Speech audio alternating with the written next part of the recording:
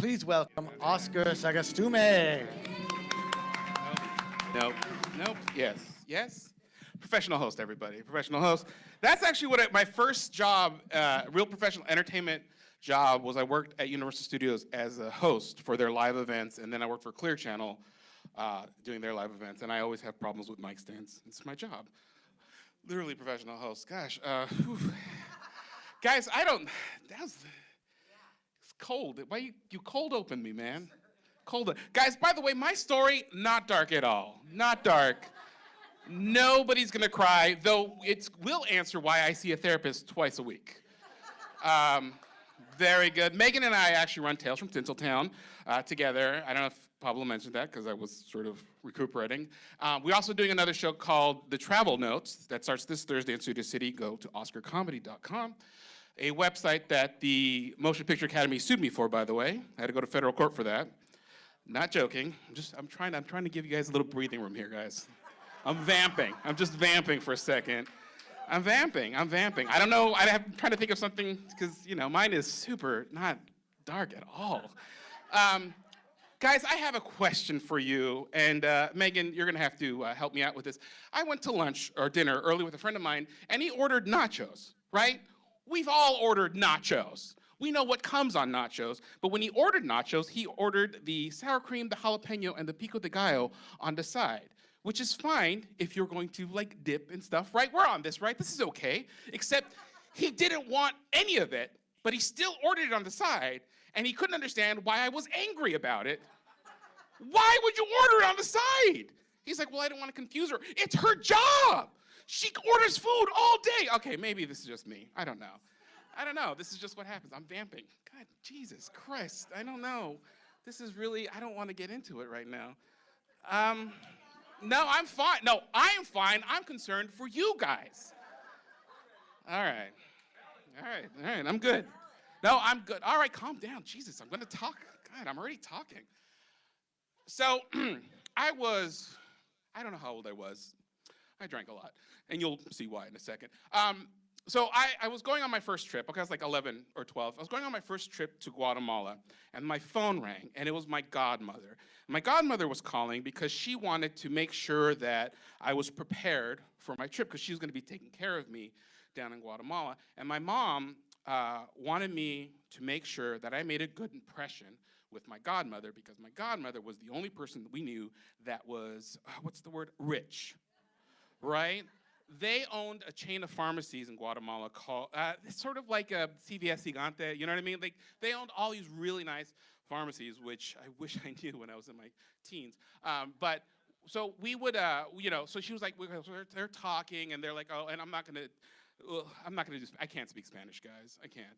But I'm not gonna do it for you either. But they're talking about making sure, and then in the middle of the conversation, my godmother mentions that, make sure that mijo means son, that's what everyone calls me, mijo. Mijo has a nice suit to wear because we're gonna take him to the, finest restaurant in Guatemala City, where the fruit is the freshest, the meat is the juiciest, and the decor is to die for. And my mom freaked out because we were poor as shit, and our idea of fine dining was Sizzler.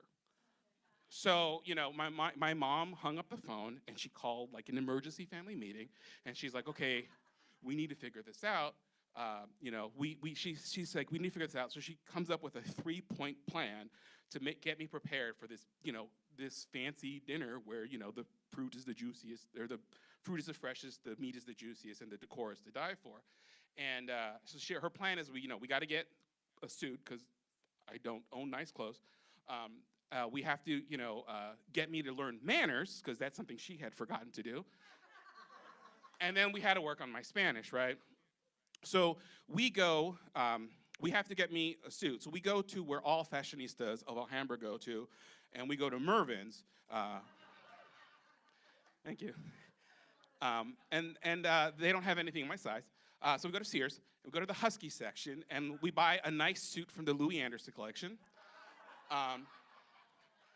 And so that's relatively easy. And then we have to learn manners. Now, for the manners thing, my mom's like, okay, if we're going to do it, we're going to pay someone to do it. And if I'm going to pay someone to do it, I'm going to pay for you and your sister to go. It's just me and my sister. And then she calls, you know, it's the like early 90s, late 80s, because I have no idea what year this is. And she, you know, finds out how much it is and says, okay, only your sister's going to take the class because it's too expensive and we're poor. And what you're going to do is you're going to stand in the back of the class and mimic everybody. All of this is true, by the way. I'm just going to point that out. And so we do that. I go there, and I start mimicking people, and the teacher goes, your son is in the back, and he's mimicking everybody. And my mother tells the lady, he's autistic. That's what he does.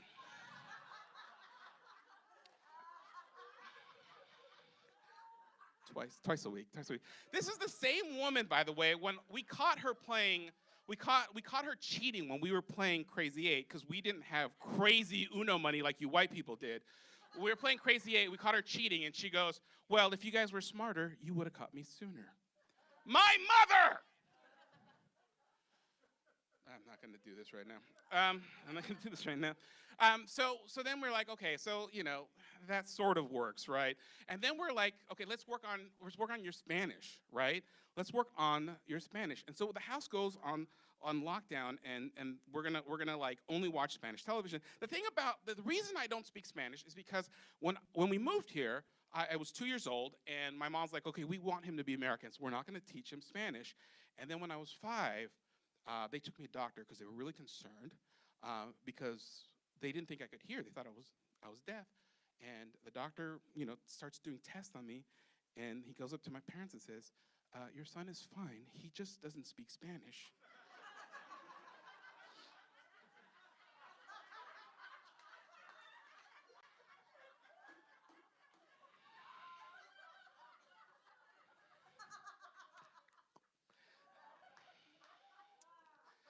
And yeah, that was it. So we go like on lockdown, and we start watching a bunch of Spanish language television, and we start, you know, watching like Sábado Gigante, you know, with the bikini girls and the midgets, and I thought that was normal. That's what I was expecting when I got to Guatemala. And the thing about, like, if you guys have watched Spanish television, my favorite character is Walter the Psychic. Anyone? No, all white people. All right. No? Yeah, Walter. Walter, okay, to imagine Walter is, you guys all know Liberace, right? You guys remember Liberace? Just imagine him more flamboyant, right? And his face, even the late 80s, his face was peeled back, right? He was tight, you know, and he had like lions and jaguars, and it was the weirdest thing. And he was a psychic, and he would go up there, and he would talk, and every like 15 minutes, he'd come up and he'd be like, okay, Scorpios, I can't do the Spanish. It sounds racist when I know I'm Hispanic, but it sounds racist when I do it.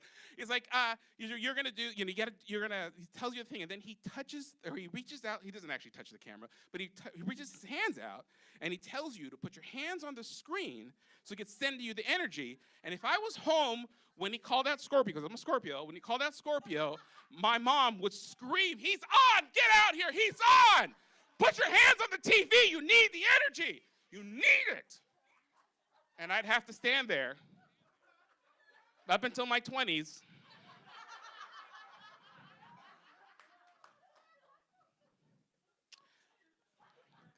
And also, you weren't raised Catholic. My mom they were Catholic. I know that. I just remembered because you guys were talking about religion earlier. My mom would take a candle. I don't even know what this is. What the fuck this is, by the way. She would take a candle, and I would have to stand like the cross in symbol of Jesus. I am not making this up. And then she would rub a candle on me, like rub it all over my body, and she would be muttering in Spanish, which I didn't understand, muttering in Spanish, and then she would light, I don't know what it was. I have no idea. This was just a memory back there. I'll talk about my therapist. I see her twice next week. Anyways, but yeah, that was what we did, but I didn't get. So like going down there, I spoke, you know, no Spanish, but my mom was like, she is a scary person, guys. I don't know if you're getting that from her. She was the same person, you guys remember Lorena Bobbitt, right? You remember that? I was a kid when that happened, and my mom, instead of like, I was just kind of horrified. I was old enough to understand what happened, to like hear the story, and my mom was just like, instead of like being comforting or anything, she goes, well, he deserved it. And you know what? She looks at me and goes, Hispanic women do that to their men, and your dad better watch out. Can't date Latin women. Cannot date Latin women. And I locked my door after that night. Swear to God, I locked my door. My dad understood. He knew. He got it. Okay. So I go down to Guatemala, and my mom, like, threatened me. Make sure. He's like, mijo, you better be good at this. You better impress them, right? And, and my mom gets me a phone card, and she's like, you make sure you call me as soon as it happens. And, even though my mom had threatened me, she was really nervous about me going on this trip, because the only other time I was out of pocket from them was I went camping up in, well, obviously, where you camp things. And it was where they filmed MASH. Okay, guys, I'm sorry. They filmed MASH, and I went there, and like all the way up there, it was a Boy Scout trip, and that's the first time I heard a dirty joke, by the way. But my parents had got me a Boy Scout knife, and it was fun to play with the knife. You know where this is going. And so I was playing with the knife by myself out in the middle of nowhere near Edwards Air Force Base, and I cut my finger so bad I was bleeding, and they had an emergency take me over to Edwards Air Force Base, and they had them, sew me up and stuff like that. And so when the Boy Scout troop leader called them from Edwards Air Force Base Hospital and told them that I was in the hospital being treated, before he could tell them that I was going to be okay, she fainted on the phone. She doesn't care. She doesn't get love feelings from you, okay? Twice a week, guys. You know how much that costs out of pocket? I'm not gonna do this. Anyway, so I go down there, and I'm nervous, and I'm going around checking out all these things, and even though this dinner's happening at the end of the trip, the whole time I'm there, I'm sort of just haunted by the threats my mother made me. And I get there, and I meet with all my cousins. I get to the house, my godfather's huge palatial house, and I'm greeted by their servant, right? They have a lot. You can own people in Guatemala. It's not a weird thing down there. And she, she calls me in, and I hand her my suit, and she says, you need to press this. I didn't know what that meant, but she said I needed it, so I gave it, we did that. And we get ready, and all the cousins, come out, and we're talking, and they keep asking if I know Shaquille O'Neal, because I live in LA, right? So they assume that I know him. And, we're talking, and I'm just playing all these, okay, B, do this. What was it? When I was autistic, what did I learn? What am I supposed to behave? What does this mean? What does pollo? What is pollo? What is gato? What is that? And then my godfather comes down. I remember this very clearly. My godfather comes down. He's a very stately man. He's got a really gray, beautiful beard, and he's got these pants that go all the way up to his nipples because he's still an old guy. And he comes down, and he's playing with his pipe, and he goes, mijos, just on the balcony, I can't think of the musical. Thank you, Evita. I said musical, not the character. Focus. We're doing improv, and whatever. And so she goes, mijos, are you ready to go to eat at the finest restaurant in Guatemala City, where the fruit is the freshest, the meat is the juiciest, and the decor is to die for? And all the cousins go, yay! And I'm like, don't fuck it up.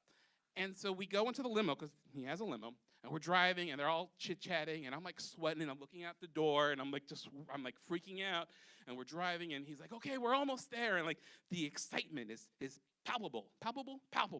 And we're pulling into the restaurant, and I look up at the sign, and it says Sizzler.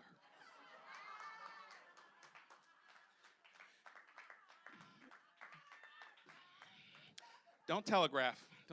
You ruined my punchline. Because in Guatemala, Sizzler is like Taco Bell at the end of Demolition Man. It is the finest restaurant. And you walk in there, it is fucking beautiful.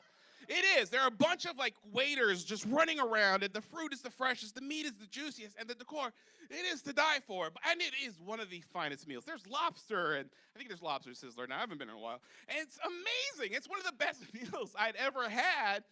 And we drive back home, and I'm excited, and I was funny, and everyone was enjoying, the whole thing went well. And I pick up the phone, and I call my mom, and she's like, mijo, what happened? What did you do?